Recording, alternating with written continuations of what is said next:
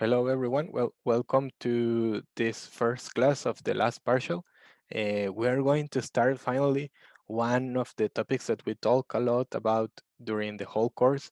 It is about derivatives. I think we talk about this and we even use derivatives in the CIA strategy when we did when we use the forward. We also learn about derivatives in the Forex market. So we're finally going to dig deeper into derivatives.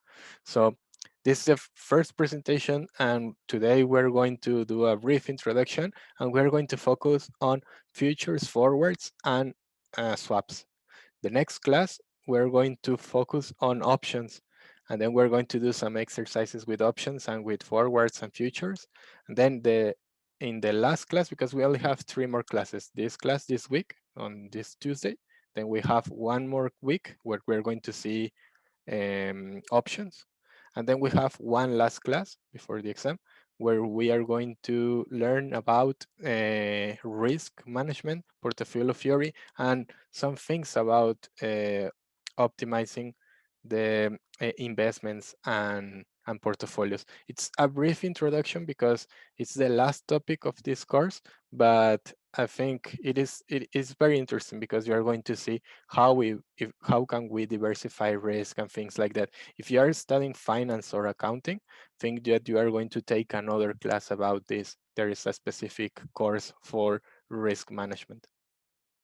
But if you're not in finance or in accounting, I think you will like this last class, which is about doing that. And we're going to do a practice. I hope that we will have the access for the software. It's Economatica. I will let you know by an email, through an email, if it's going to work or not.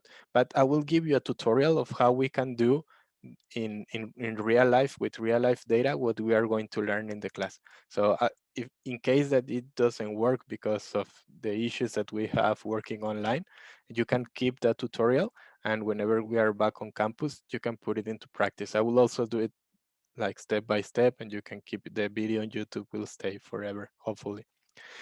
So let me go back to the topic, which is foreign currency derivatives. And in this video, it will be a quick introduction to derivatives. So a derivative is a financial instrument. If you define what is a derivative, or if you seek for the definition, it will always say that it's a financial instrument. It is a financial asset. Uh, but what is it in more simple terms? I think that the easiest way to define what is a derivative is just by saying that it is something like an insurance.